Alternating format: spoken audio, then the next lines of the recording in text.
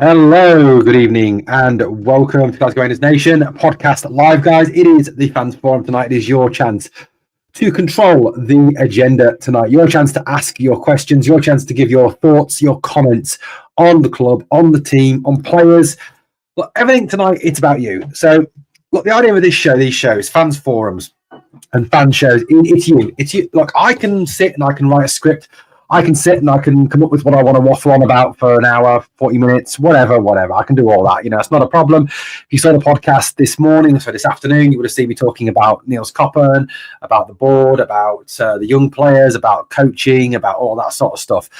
That's because that's what I wrote. That was my script. But tonight, I'm turning it over to you. I want your thoughts. I want your views. I want your opinions and your comments on the club. I want to know how you're feeling about things at this moment in time. I want to take the temperature of the fan base, take the temperature of what are you feeling at this moment in time. Ask your questions as well. Ask away with all your thoughts and questions on the club, on the present situation, on anything. Obviously, keep it football based. We won't talk about anything else tonight. We're not talking about my love life or my family or anything like that. We're talking only about football tonight. Rangers, of course. Also, Janet as well here in the live chat. Janet, hello. We are Janet. Absolutely welcome on board. D1 EMO, welcome, buddy. How are you? And as I've said, just put my comment there. Remember, tonight is your show. You control the agenda. Ask the questions. Let me know what it is you want to talk about tonight on the show. Just a few heads ups before we get started tonight. Things upcoming over the next 24 hours. We've got a preview tomorrow of the Dundee game against Rangers. That's a 1:30 p.m. live preview show. Come and join me for that. We've also got the No More Mistakes podcast. That's tomorrow at 9 p.m. That's not about my radio. That's not about my internet or my sound. That is about Rangers, of course. Evening, Janet. Airwolf. Good comment. Airwolf, I'm glad you brought this up. We released a video earlier. If you haven't checked out the video, go and check it out. It's this video here. That's the video that you need to go and check out. But Airwolf makes a great point here. Tony Bloom will make Hearts a force in the SPL. Mate, you are spot on with your assertion there. Now, for those of you who don't know who Tony Bloom is, Tony Bloom is DL2. How you doing, buddy?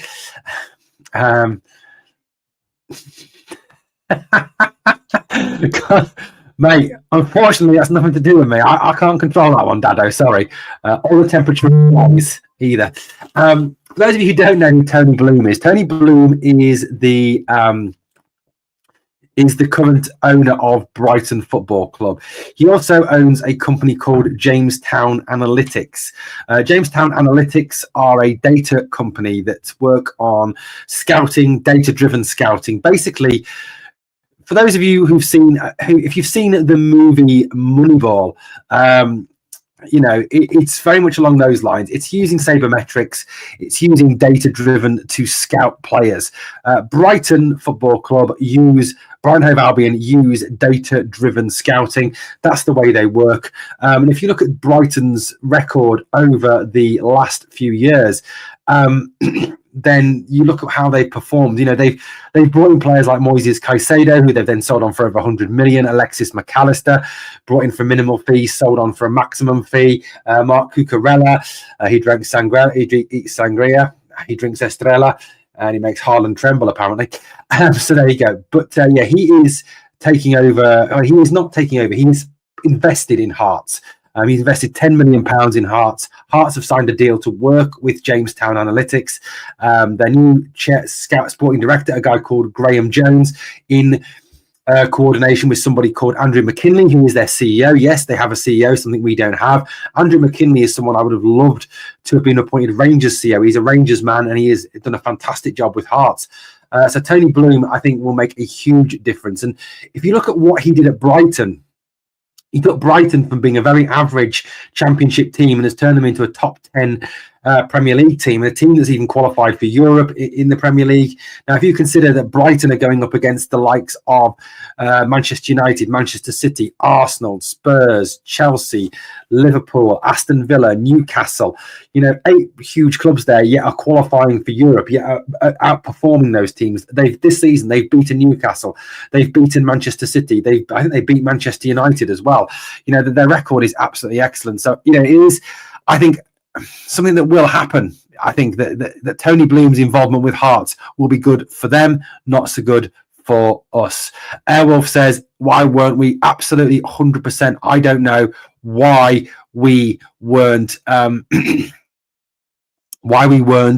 involved with this. I mean, I don't know. It may have been that there was some sounding out that Tony Bloom was sounded up and sounded out about the possibility of investing in Rangers, but didn't want to. That he wanted to go for more of a project. He wanted to go for more of a lesser light in Scotland. I don't know. If you look at where he went in Belgium, he didn't go to Club Brugge, didn't go to Genk, didn't go to Anderlecht, went to Union Saint-Gilloise. In Italy, he's gone to Como. So, it may be that what he was being asked to do or what he was being asked for was too much, or a price for a deal was too high. I don't know what the situation is, but yeah, I agree with you, Airwolf. Why we weren't involved with Tony Bloom, I don't know. Dominic Morgan, because that's why I put the other. Please comment. So you say Graham Potter, a good shout, mate. Yeah, absolutely. I think that's a great shout. Graham Potter, if he would take the job, I think would be an excellent candidate for the Rangers job. I mean, look at what he did at Brighton with not a massive budget. Look at what the job he did there. Look at his job, the jobs he's done in the past. I mean, forget the Chelsea job for a minute. I mean, let's face it, Chelsea are what I would term as an absolute basket case of a club, absolute loopy case of a club. So yeah, absolutely, 100% agree with that one. So Graham Potter, I think, would have been a great appointment. I think he's a guy who has his teams playing attractive football. He's a guy who has a style, has a formation, has a shape, has a way of playing. So yeah, I agree with you, Dominic. Graham Potter would have been an excellent shout as manager of Rangers, a genuinely very good one. Maybe not. Yeah, only for Prime Minister, mate. I'd be too controversial. I'd get sacked. Wish someone would invest in Rangers the way Bloom would invest in Hearts. Sadly, no one will touch Rangers way the parks there. I think the big issue with Rangers in terms of investment at this moment in time is well, I think there's a few things, Janet. I think the financial situation the club are in at the moment, I think, is not attractive to investors. The fact that we've got this £17 million loss hanging over us, we've got we've got a situation where there isn't a lot of money coming into the club at this present moment in time. There is a lot of unrest, of course. There's a lot of mismanagement. And I think the other problem is that if you look at buying out Rangers, you would have a really difficult situation to buy a majority share in Rangers. I think most investors these days, most people who want to become involved with football clubs, want to take the majority share in that football club so that they have the majority say in what happens. You look at the likes, say, for example, of Kira Louis-Dreyfus, who bought Sunderland. He bought the majority share in that football club. Amanda Staveley and the Saudis bought the majority share in Newcastle United. Manchester City's owners, they bought the majority share. FSG bought obviously all the shares off Gillette and Hicks. So people on the whole want to own the majority of the shares so that they can do what they want when they invest their money, so that they can take control of the football club. I think the days of minor investors coming into the club are over.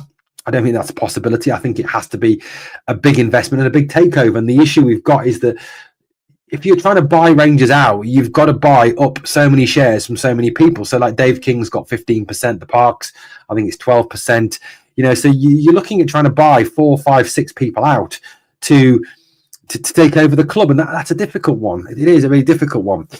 We're going to make a bigger loss next accounts. I suspect our FFP rating must be in the mud, says Airwolf.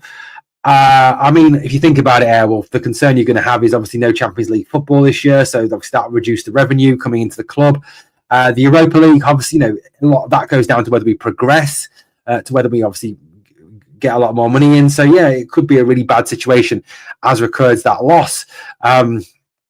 The spend as well this summer was far in excess of what we actually brought into the club. I mean, I know that transfer market doesn't show the whole story, because it doesn't show signing on fees, it doesn't show loan fees, it doesn't show that sort of thing, because we're not privy to that information. That's not something that we find out. It's not. It just isn't. But yeah, I mean, look, it is a difficult situation, Airwolf. If you look at the football club, absolutely the way it is. I mean, let's have a quick look at what what they actually say in terms of finances and Rangers in terms of transfer fees. This is a situation that the transfer market talk about. Let's have a quick look. Let's bring it up for you. Here we go. So yeah, I'm going to take your comment down for a minute, just for a minute. Okay, so what's that about? Why have I got something about Diego Maradona? That's just weird. Okay, so Rangers squad value 80.75 million. Current Ibrox transfer record is minus 13 million euro. So we've actually overspent what we brought in. I mean, this is the costings here from last summer. Okay, so this is last summer's transfer bids and transfer sales. Okay, so in terms of spend, last summer we had an income of 2.95 million euro. It's about £2.5 million, and we spent 16.86 million on players, which is around, say, 15.5 million, 16 million, and therefore we are 13.91 million euro in the red. We spent 5 million euro on Diamonde, 4 million euro on Bayrami, 3.2 million on Proper, 2.36 on Hamza. We paid a 1.5 million pound loan. I actually didn't realise that. We paid a 1.5 million euro loan fee for Václav Černý, 800,000 for Hjefte. Obviously, the Baron thing is not free because the Baron thing obviously depends on what was set at the tribunal. A free for Kelly, a free for Nsiala, a loan for Cass. End of loans for the rest. Obviously, Cifuentes has gone again. In terms of outlay, in terms of income from player sales, we had 2 million income from Sam Lammers, an absolute joke of 590,000 euro. It's about 550,000 pounds for Todd Cantwell. Now, if you look at the way that Todd Cantwell is performing for Blackburn, that is absolutely ridiculous. Scott Wright, 360, free transfer, Lundstrom, free for Borna, free for Ryan, free for McLaughlin. Undisclosed for these two here, for McCrory and Goldson. Cifuentes is on loan at Aris. Ben Davis on loan. And Kieran Wright on loan. Airdrie. Kamar Roof is without. Fabio Silva was returned to Wolves. The debt could be a whole lot worse. It really could. Absolutely. Dano says, why did they turn down the Americans or Red Bull? I don't think there was any American. Well, Kyle Fox was turned down because of the fact that there was question marks over the money and question marks over who was involved in the takeover. If you're talking about the Kyle Fox deal, Kyle Fox's money was all from hedge funds. It was actually none of our own money involved. It was all hedge funds. It was all investors. It was all asset strippers. So I think there was a worry that they weren't in it for the good of the club. They were in it purely to try and, use Rangers as an ATM to take money out of. So I think turning down the Americans was, if you're talking about the Kyle Fox deal, was the right thing to do. They're the only Americans that I'm definitely aware of, definitely having an interest in Rangers. As Dave King said himself, there was no other interest in Rangers. Red Bull, I don't think were interested in Rangers. I think they invested in Leeds in the end. So I don't think that was even a goer. Knutson ideally, but doubt he would leave. Akushi no at Bodos. That's Airwolf in response to the poll. Thank you, Acoustic. If Walter Smith seen the way Rangers are playing now, he would be appalled. The Park family is destroying this club big time, says Stephen Moorhead. Stephen, you're preaching to the converted here. I mean, I hate Douglas Park and I hate Graham Park with a passion for what they're doing to my football club. And I agree with you. If Walter Smith was still alive today, if Sir Walter came and watched what is happening at Rangers, he would be absolutely appalled. He would be unbelievably appalled at the state of this club at this moment in time. But not only would he be appalled at the state of our football club and what is happening with our football club, he would also be absolutely appalled, I believe, at the way we're playing football. Time didn't always play them. So Walter would be appalled, wouldn't he? Appalled. Elf said, bring your comment up in a minute. Bill Foley bought 25% stake in Hibs. Rangers are sleeping giant, but we are a basket case of a club. Bad decision makers robbing Peter to pay Paul. Yeah, I agree, mate. I agree. Bill Foley is Dominic Morgan, thank you very much for gifting them. I'll bring it up in a minute when I find it. There we go. Dominic Morgan has gifted 5 Glasgow Rangers Nation memberships. Thank you very much, Dominic, for that. That's absolutely phenomenal. So generous of you. Thank you so much for that. Where am I up to? Let's get back to his comment here. Yeah, Bill Foley, but yeah, Bill Foley's Bournemouth. For those of you who don't know, yeah, I mean, look, I'd welcome sort of investment like that.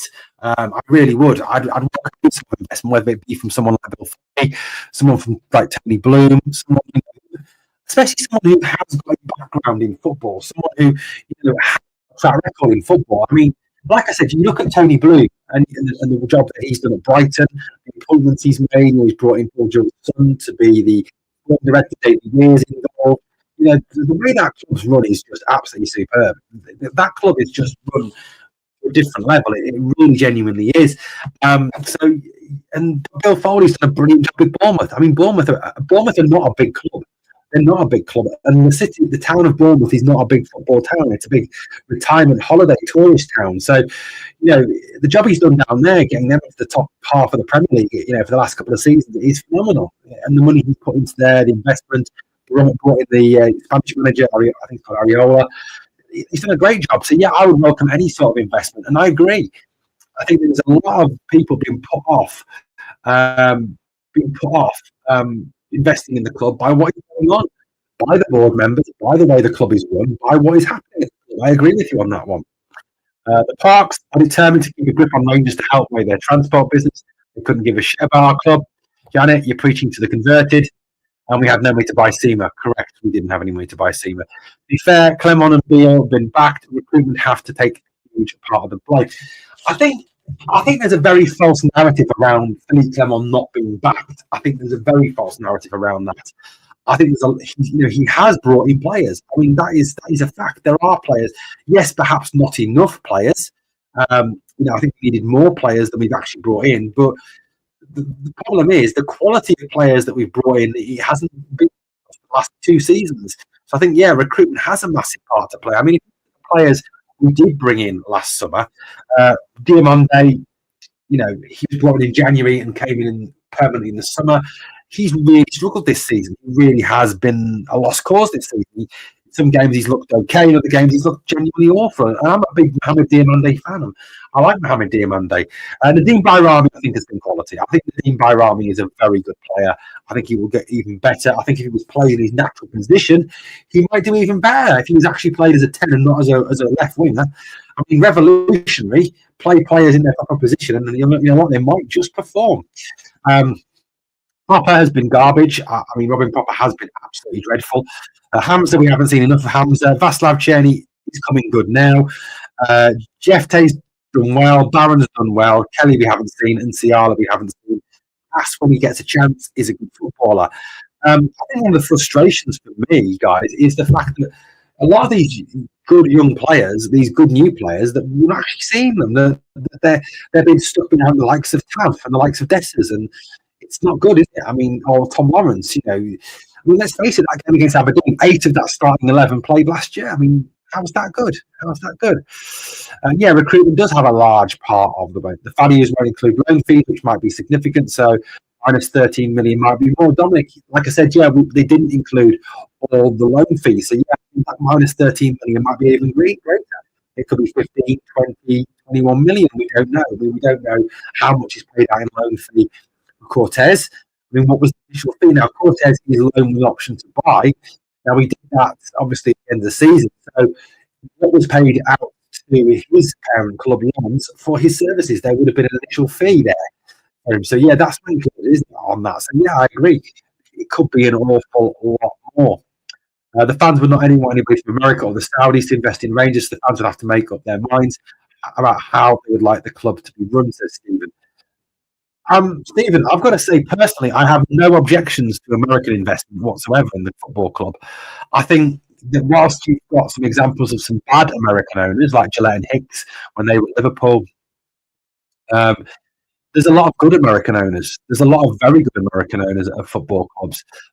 Arsenal, Stan Kroenke. Stan Kroenke has backed his manager. Stan Kroenke has spent an absolute fortune at Arsenal, bringing in players like Martin Odegaard, Declan Rice. players of that, David Raya, he spent a lot of money. So I don't think you can.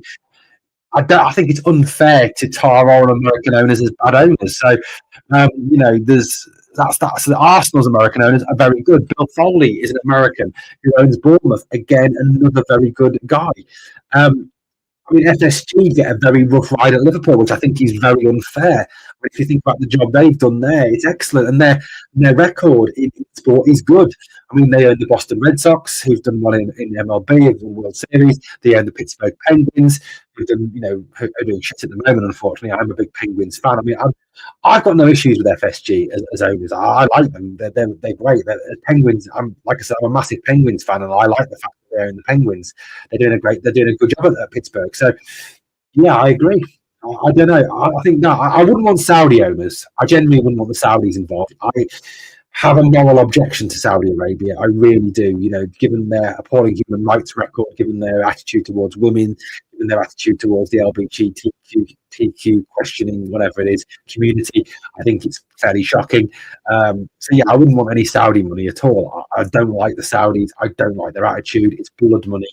I don't like Saudi Arabia. But America, I have no issue with at all in terms of their ownership. I think there's a lot of very good American owners out there. There are some bad ones. But then again, there are bad British owners, as we can see. There are bad Scottish owners. There are bad French owners, bad German owners. You're going to get bad owners no matter where they come from. And, you can't say that the Scots that are involved with our football club now are any better than the Americans. The Park family, for example, both Scottish, both Glaswegian, both big Rangers fans, shit at their job. So, I think personally, I've got no objection, Stephen, to American owners.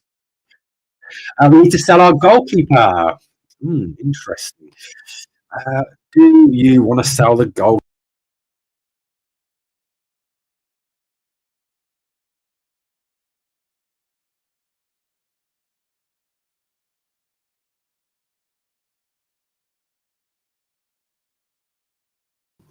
If we want to spend money, if we want to generate some money, then yeah, unfortunately, it is Jack Butland that is, at this present moment in time, the only saleable asset, isn't he? He is the only saleable. He really is. So I really do think that I agree with this 100%. What were we saying before? Sorry, yeah, the one saleable asset. Jack Butland is the one person you were going to get money for, because the guy is worth money. An English club will pay for him. Of course they will. There are English clubs that would take him in the Championship. There are English clubs that are in the Premier League who would take him. So, yeah, I agree with you on that one. He is the only sellable asset now. I suppose the thing is there, desire to sell him, and if there is desire to sell him, would we get for him, and would Liam Kelly be good enough as a replacement? I think that is obviously a big question. I've got no problems with Liam. I think Liam Kelly's a good goalkeeper. I think he did well for Motherwell in the league, so I've got no issues with that. Other places, I just hope Graham Park does not get the CEO job. Please God, I think, I'll be honest with you, if they gave Graham Park the CEO job, Stephen, I think there'd be a riot. Honestly, I think the fans would absolutely lose their shit over that one. I hope they would. I hope there'd be mass protests over it, because we don't want Jabba the Hutt as the CEO.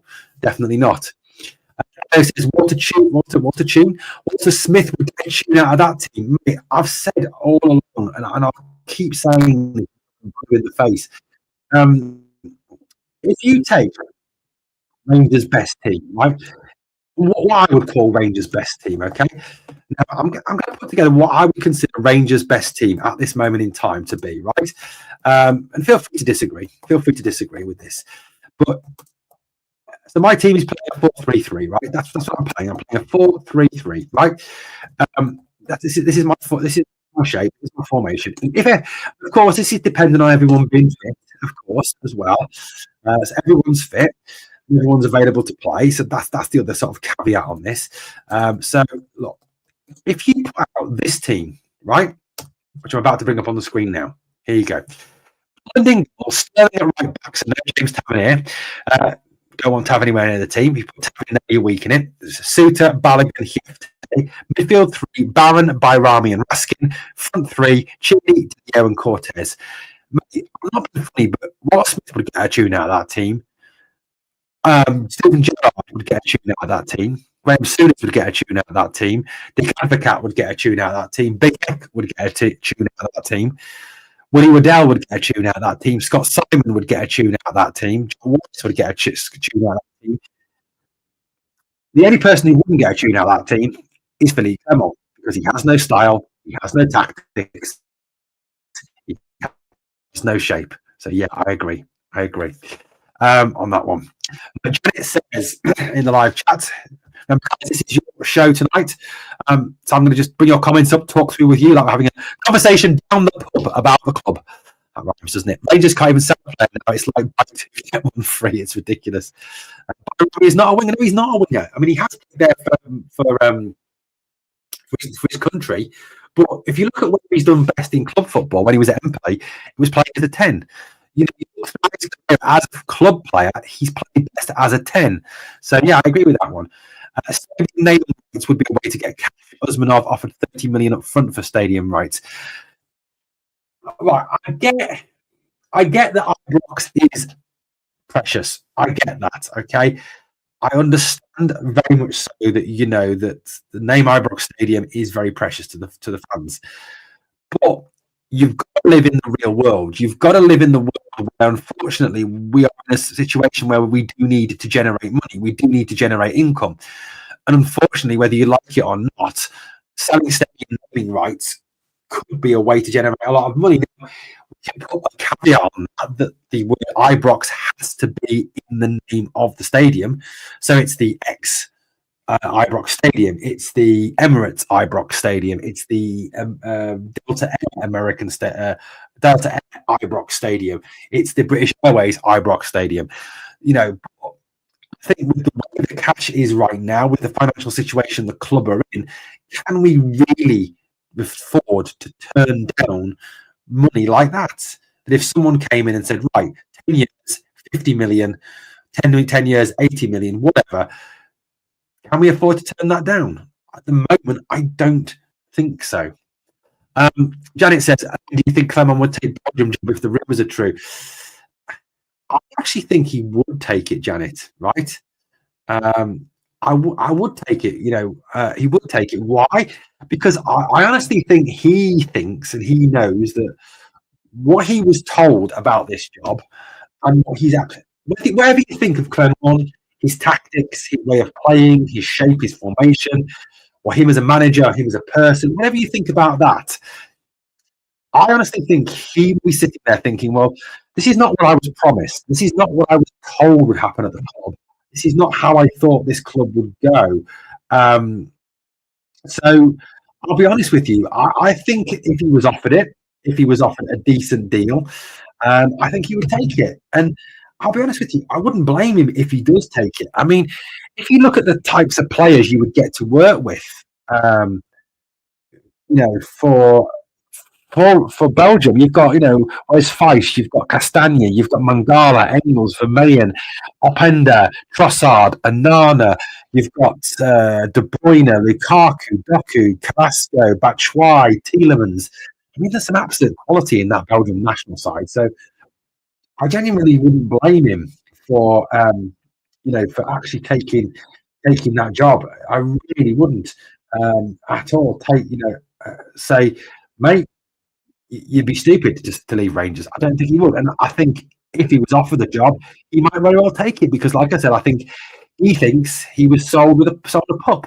I think he really does. I think, you know, what he was promised and what he's actually got. You know, he was told that he could rebuild the team, but he's been given a chance to rebuild a team, but he's been basically told he's got to cut this, cut that, get rid of this, get rid of that, and he's not got any extra money to spend. So, yeah, he could take it. And Donald Trump, I think Donald Trump would be unable to kind of invest in the club at this moment in time, trying Scotsman because of his current job. Okay, McCrory should have been our number one, and Butland should have been sold after he cost us the cup final last season. Robbie McCrory is a good guy. He really is. He really is. I think, yeah, I agree. But Robbie McCrory, I think, would have been a decent number one for us. You know, let him and Kelly fight it out and get some money for Butland. I don't know. Possible. I will not see big investment of money in Rangers because our league is too small. Yeah, I think you know. I think you will get investment, Paul. I don't think there's ever a case we won't get investment because somebody will see that potential in terms of the European side of things, in terms of playing in the Champions League, playing in the Europa League, playing in those European competitions. It's a big goal. I think if Rangers could consistently qualify for the Champions League and obviously bringing all that to the Champions League, any investor would look at it in terms of actually, do you know what? Scotland, the Scottish League is a really easy way to get into Europe. If you look at getting a Champions League place in England, and you look at Man City, Liverpool, Arsenal, Chelsea, Tottenham, Newcastle, Villa, Manchester United. That's 8 teams fighting for 4 places. Whereas in Scotland, you've got Celtic and Rangers. That's pretty much it. That's it, trying to get a Champions League place.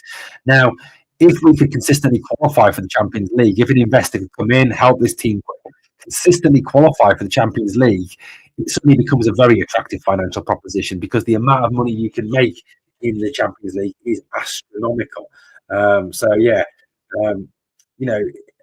Honestly, I think that we can get investment. I think in terms of if it was just if it was just down to domestic football, mate, you've got a point. But because of the Champions League, I think it does make the club a very attractive investment because of the fact, like I said, it is a lot easier to get Champions League money. It really, really is. Look at Champions League prize money alone. Qualifying for the Champions League earns you a minimum of 15.7 million. Okay, I think if you get all the way to the final and win the Europa League, you get about 20. So you get 15.7 just for qualifying. So, that's crazy. So every club will have banked 15 million just for qualifying.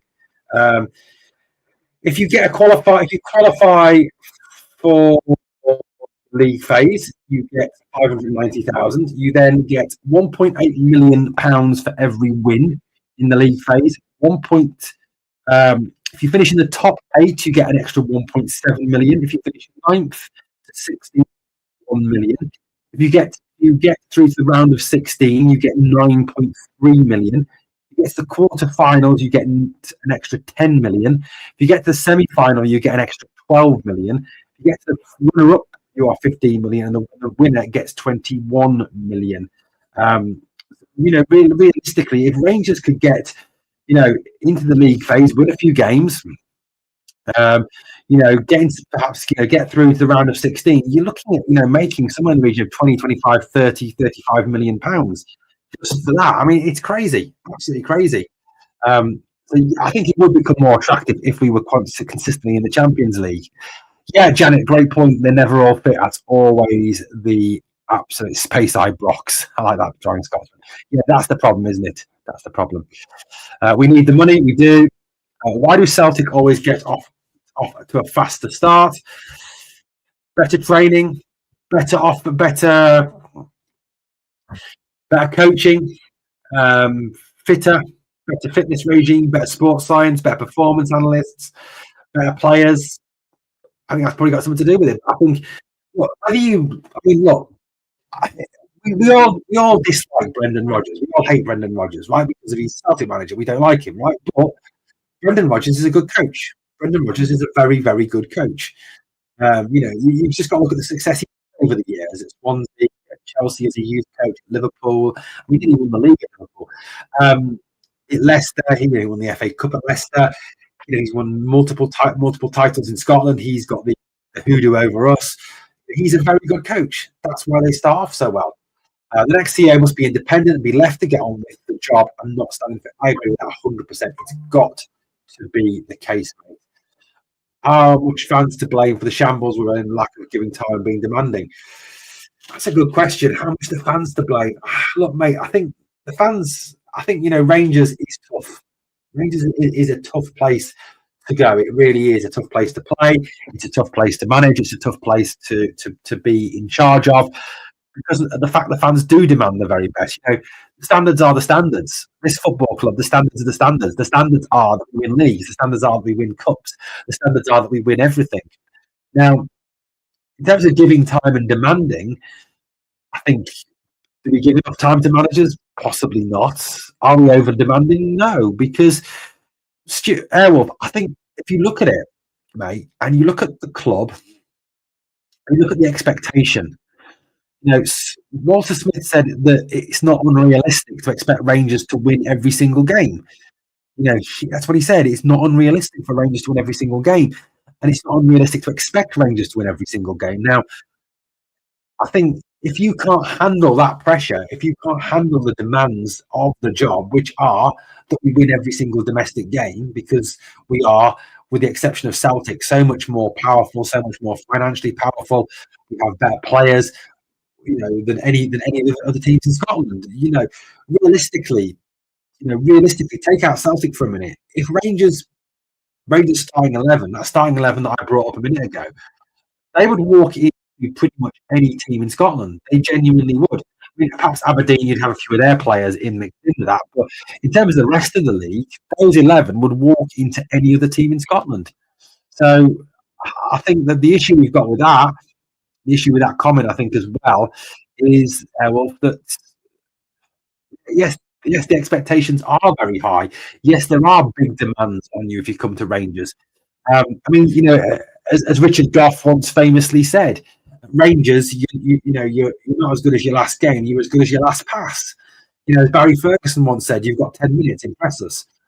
And going in at half time, drawing, in a big game and coming off and that fans not been happy, and that's what playing for Rangers is. That's the expectation. This shirt carries a very heavy expectation, doesn't it? It really, really does. What else have we got in this live chat?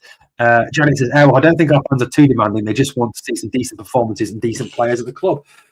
I think, one of the things that comes across, look, if you listen to Club at 22 like I do, or you listen to Heart and Hand like I do, I think everybody just wants to enjoy going to the match. Everybody wants to enjoy watching the football.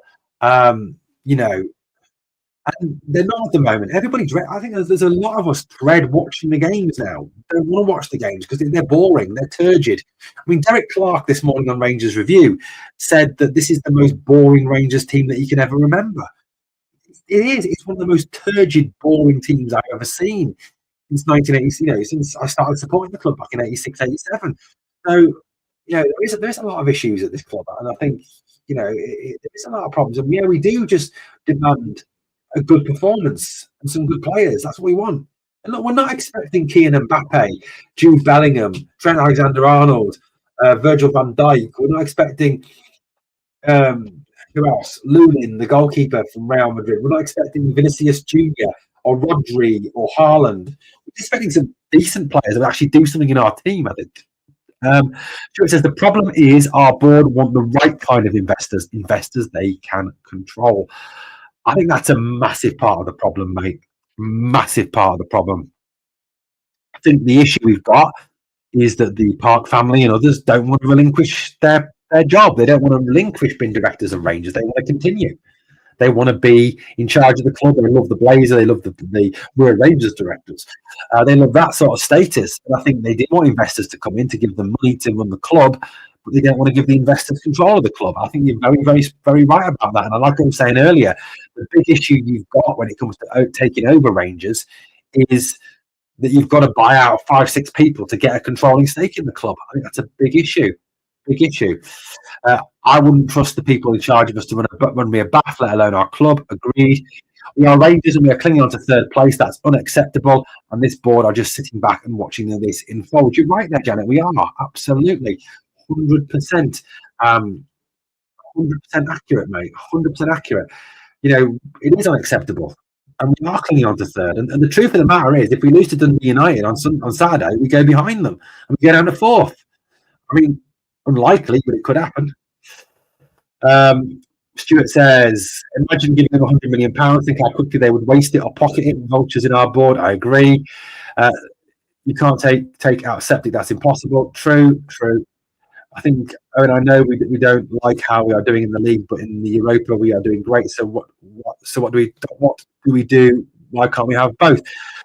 I think because it takes different type of performance in the league, mate. I think in Europe, the big difference is when we play in Europe is you've got two teams that want to play football.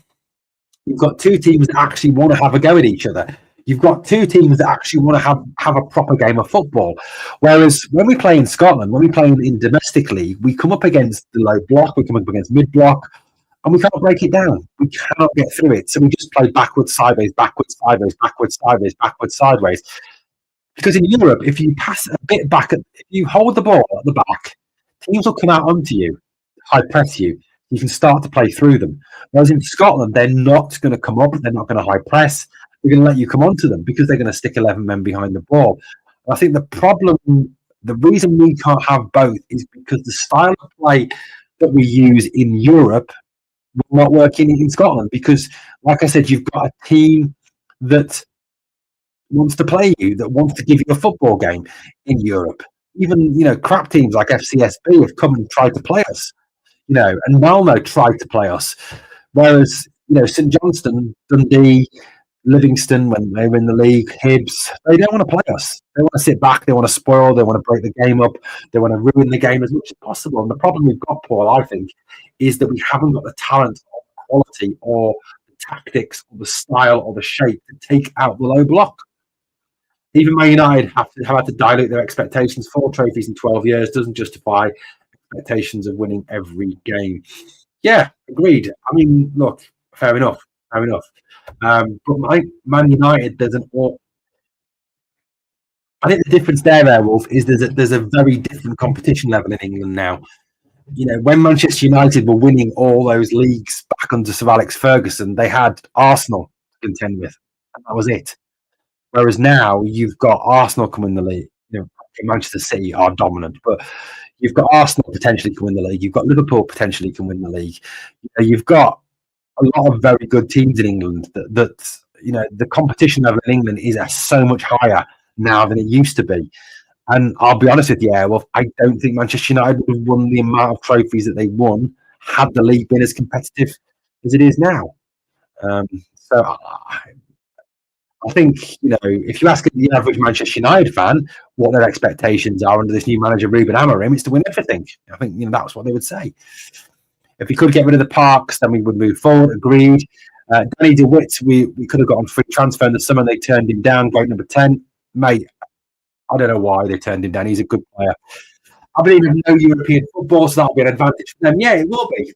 Playing Thursday, Sunday does take it out of you. We've seen that, haven't we? We saw how Kilmarnock struggled, how Hearts have struggled, trying to play in Europe and play in Scotland. But yeah, I think it is going to be a big advantage. Agreed with you on that one. I would be behind Clement if performances were there. It just wasn't sparking, but there was something there. Airwolf, I would be behind Clement, and I would be prepared to give him time if I could see progress. I'm not one of these fans that will say, sack the manager after we lose one game or we lose a few games, okay? If I can see progress there, if I could see a style of play that was effective in Scotland, a style of play that was starting to form, that I could see what he was trying to do. It was just we didn't have the talent of player to do it. Yes, I would back him. But I'm watching the games, as I'm sure you are, and I do not see a style of play. I see a very poor standard of football. I see a very poor level of football. So I'll be honest with you. Yes, I would be prepared to back him and give him more time if I saw a progress towards a style of football. But all I'm seeing is a lot of backwards and sideways passing, a lot of passive passing, and then a lot of long balls, which are not effective. So I'm not seeing any progress. I wouldn't say this team is better now than it was at this point last season. I'd say it's as bad as it was at this point last season. In Europe, we play decent football. In our league, the teams we play, yeah, absolutely, 100%. What I was saying, Janet. Clement never changes his tactics. Rodgers will know our formation for the final already. He will. Clement is too stubborn. He's too stuck in his ways. So yeah, I agree. He won't change tactics. He won't change shape, which goes massively against what he said when he came to the club. If you go back and watch Clement's interview that he gave when he was appointed as Rangers manager, he talked about having a flexibility of formation, a flexibility of shape. Where's that gone? He talked, didn't he, about when he was asked about changing the formation and changing the shape. He said then it would confuse the players. And you wouldn't have time to do it. Well, I'm sorry, you should have been doing that from the start, Philip. You said yourself you didn't have a favourite formation. You were quite happy to rotate players. System the players don't like to play a 4-2-3-1. Yeah, I don't think the players like the formation. I don't think the players like the formation. 100%, 100%. Would you agree Clement to Belgium will be best for all parties? Yes, Airwolf, 100% will be the best for everyone because one, Clement can go to manage his national team, which is a prestigious job. Two, it means he doesn't get sacked, which he doesn't have a sacking on his CV. Another one. I mean, imagine that. You've gone from being a league winner in Belgium to being sacked by Monaco, sacked by Rangers. What do people start thinking? Well, I can do this. I can do this. He can do it in Belgium, but he can't do it outside Belgium, so I ain't going to offer him a job. And also we get compensation because he's under contract, so the Belgian FA would have to pay us compensation. Yeah, it would be. Thank you, Pete. Paul says, this is why the Scottish game is stuck in the fucking Stone Age. I think the Scottish way of football needs a major overhaul. Paul, you are absolutely spot on. And I could do a whole pod just on that, on how the league needs to change, on how the youth setups need to change. I mean, just to kind of sample this, I firmly believe that in this country, in Scotland, we need a bigger Premier League. We need an 18-team Premier League. We need to not have as many Rangers and Celtic games every year so that teams are not playing us and them constantly. It would make the league look closer, artificially look closer, but it would still make the league look closer. Also, I think that B teams should be allowed to play up to the Championship. I think they should start in perhaps the second division and then work their way up.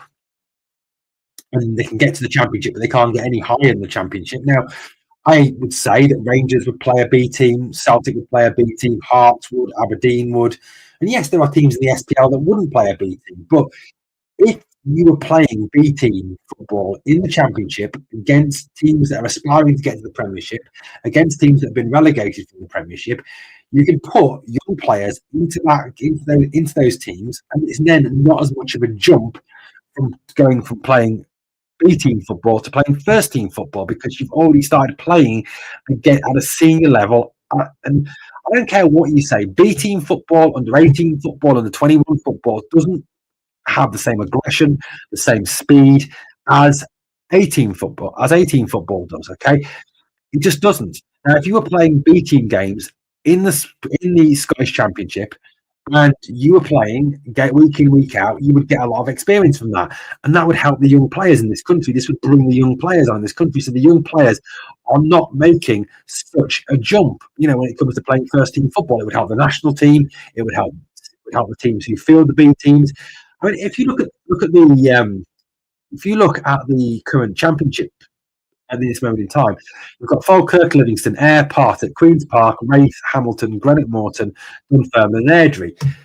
I honestly believe if the B team were playing week in, week out against those teams, they'd get a really good sense of what it is to play for Rangers in the Premier League, because all those teams would shut down, would try and cause as many problems as possible, would low block us, kick us, and it would help prepare those players to play. And it would also give the Scottish FA more. I mean, it could even be that with us not being in the EU anymore, the SFA say, well, okay, we'll allow B teams to play right up until the Championship, but you've got to have 6 Scottish players in your team. So you've got a situation where teams are naturally bringing through Scottish talent, which has got to benefit the Scottish national team as well. There are ways around this, and now we're not in the EU, and you don't have these restrictive labour laws anymore, where you can't say there's got to be 6 homegrown or 10 homegrown players, whatever, in the squad. You can actually get away with it a little bit more. Clement will never admit he's wrong. No, I agree with that one. Who would you like as our next manager, Owen? Stephen? Look, mate, if money was no object, if we could get anyone, Van Nistelrooy, I think would be a brilliant appointment. I'm not averse to Kevin Muscat either. So I would say Van Nistelrooy or Kevin Muscat. Welsh, Ralston, McGregor, Forest, all academy graduates. Why can Celtic do it? We can't. Great shout. Why not try 3 at the back, dominate the midfield more, and maybe try and play some off-desters, stop playing long balls? Stuart, I would love to see us try some different formations. I really would love to see us play some different formations, try different things out. I think, we could play 3-5-2. We could play 3-4. 3-4-2-1, 3-4-3, whatever. I think there's lots of different ways we could play. 3-4-1-2 even. I think there's a lot of different ways we could actually line up.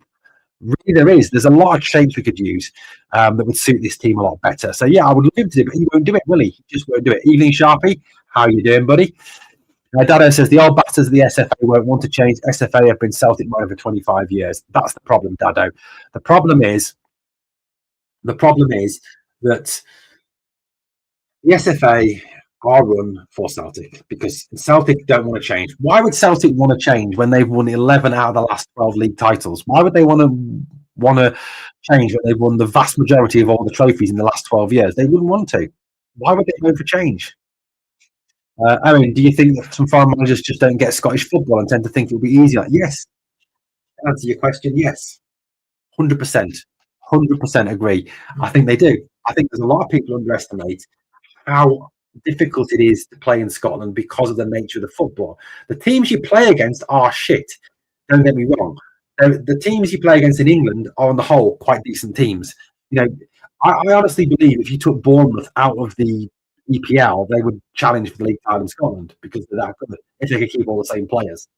Or you took Ipswich, or you took Leicester, they would challenge for the title in this country because of the talent they've got, the money they've got. But I do think that, in terms of playing in Scotland, it's hard because of the style of football, the aggression, the speed, all those things. I just think that a lot of people aren't suited to that. They really aren't suited to that. So, yeah, I agree with you. I agree with you on that one. Stuart Allison said he wants Klopp. Mate, we have to pay him about £8.5 million a year to get him as manager because that's what he's on at Red Bull. I think there's no chance. That's not going to happen either, is it? Who's in the AGM? Great question. I believe it will probably be John Gilligan, I would imagine. Sharpie says, look, mate, this is all I'm hearing. Beard has got the Saudi Arabia with Gerard. Interesting, Airwolf. Very, very interesting. Look, what this is based on, mate, is the fact that he hasn't been sacked yet. Okay, Dominic Tedesco has not been sacked yet. The strong room is Tedesco, and Clement is on the list of favourites for the job because the guy who's the sporting director now of the Belgium FA is a big mate of Philippe Clement and has worked with Philippe Clement previously. So that's what that's based on. Our manager poll we're running at the moment: Muscat 40%, McInnes 21%, Van Nistelrooy 17%, other 21%. Obviously said please comment for other.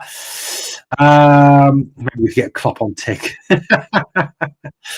Airwolf says that won't there be a few empty seats at the board table? Awkward, mate. There'll be no CEO, no chairman.